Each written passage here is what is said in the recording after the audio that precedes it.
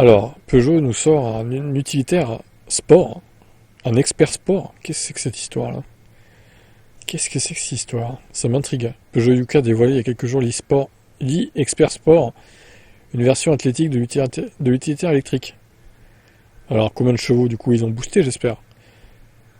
Quelques touches de kryptonite sont appliquées au flanc, à la calandre et à la sellerie du fourgon. Il profite également d'un badge spécial à l'intérieur et à l'extérieur. Un béquet à l'avant, jupe latérale, oui d'accord, ok. Mais la batterie est la même 75 et le moteur aussi 136 chevaux. C'est une blague en fait. Mais est-ce que vous foutrez pas un peu de notre gueule? Stellantis encore une fois. Hein. Comment tu peux vendre un véhicule d'e-sport qui fasse la même puissance que le véhicule normal, l'utilitaire normal? Je veux dire, là c'est honteux en fait. Mais c'est ridicule, en plus vous en avez des moteurs sport.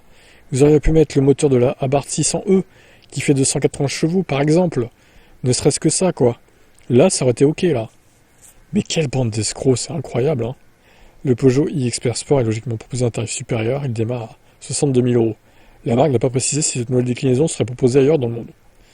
Mais c'est ridicule. Ridicule. Ils n'ont honte de rien. Ils n'ont honte de rien, franchement. Qu'est-ce que ça leur donnait de mettre le moteur de 280 chevaux? On sait qu'un moteur électrique ça vaut que dalle en plus. Là ça aurait été ok là. 280 chevaux, ouais c'est marrant, ok, sympa. Mais 136 bourrins, tu fais quoi avec ça? Surtout s'il il est chargé jusqu'à la gueule, enfin ça me révolte. Hein. J'espère que personne n'achètera, hein, vraiment. Smart hashtag 2, qu'est-ce que ça donne? Alors on nous dit que ça ressemblerait à la Fortwo. Je comprends pas parce que la Smart hashtag 1 c'est un SUV compact. Du coup, la Smart 2 serait plus petite, alors que normalement c'est pas logique, ça devrait être l'inverse. Plus le chiffre est petit, plus elle est plus petite. C'est bizarre. Alors ils ont lancé le Smart 5, on l'avait vu l'autre jour, 4,70 m de long avec au choix 400 watts, 400 volts ou 800 volts, à votre guise. Alors, ce qui fait qu'au final, il n'y a pas trop de modèles micro citadines comme il y avait avant. Mais la situation évolue et le patron de Smart en Europe, Dirk Adelman, a confié au magazine Auto Express que des informations sur une nouvelle Smart Fortwo, ou plutôt hashtag 2, arriveraient bientôt. Cette nouvelle voiture reprendra en son compte les éléments marquants des premières générations comme la conception de la carrosserie, issue de cellules Tridion. De la première génération, les portes, sans cadre ou les roues aux quatre coins avec des porte-à-faux minimalistes. Pour étendre son coffre, il pourrait proposer des versions 2 à 4 places. Pour concevoir sa nouvelle voiture, Smart fait appel à la banque d'organes de Geely. Rappelons que le groupe chinois est propriétaire de la marque à 50%, qu'il en est en charge de la conception des véhicules. La Smart Hashtag 2 pourrait ainsi être proche techniquement des citadines Geely Panda et Geely Xuan. Voilà, ouais, la Geely Panda, faudrait pas qu'elle arrive en Europe celle-là, parce que Fiat ils vont faire la gueule. Ils vont surtout prendre tes plaintes, surtout. Mais ça c'est quoi ça? C'est la quoi ça là? C'est la Xinjiang. C'est pas une. C'est une Smart Hashtag 1 ça on dirait. En vrai elle a rien d'une 4,12 m.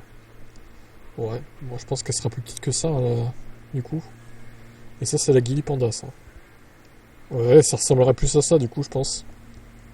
Avec des pandas partout évidemment, logique. Très bien, bon bah écoutez on verra bien, ma foi.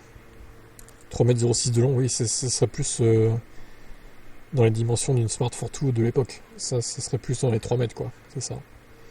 Bon, ben à voir ce qu'ils vont décider. Bon, encore une fois, c'est bizarre parce que la Smart Hashtag 1, c'est 4,25 m, je crois, de mémoire.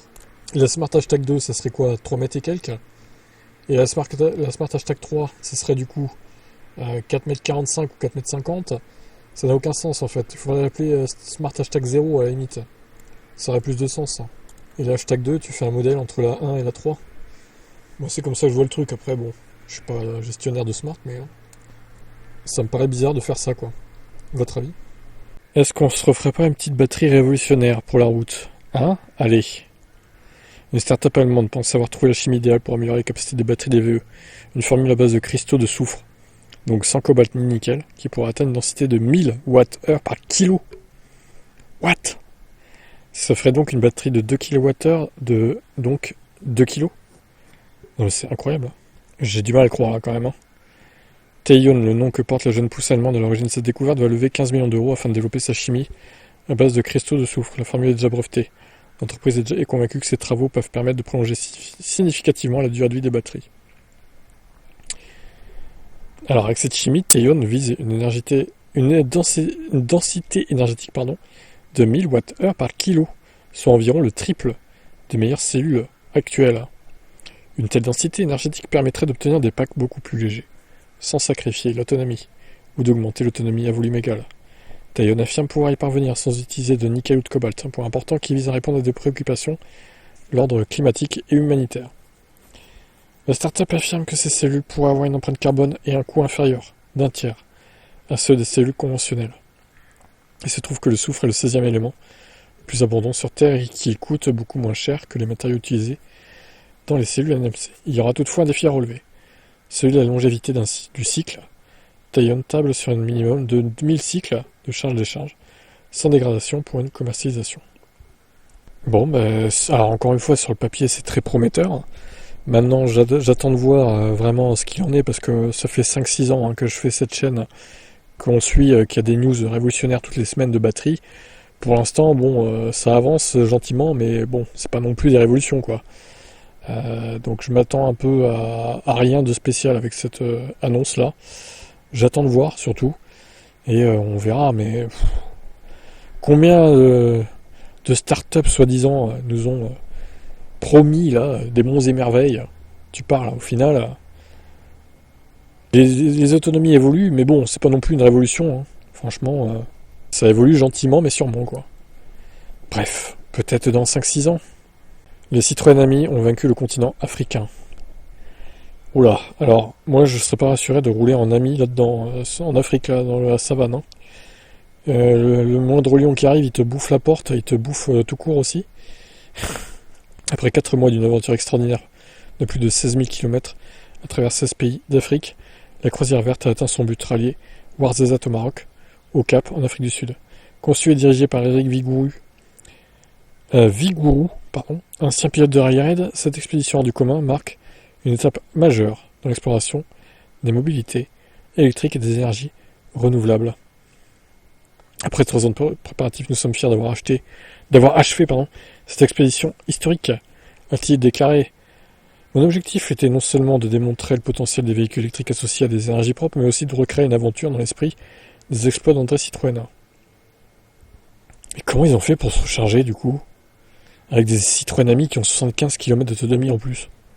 4 Citroën Ami spécialement modifiés ont parcouru des routes variées, des déserts du Sahara aux savanes africaines, alimentés à 100% par des énergies renouvelables, 95% solaire, 4% hydroélectrique et 1% d'éolien. Cette traversée achevée le 28 février constitue une première mondiale et une preuve de fiabilité de la mobilité électrique, même dans les environnements les plus exigeants.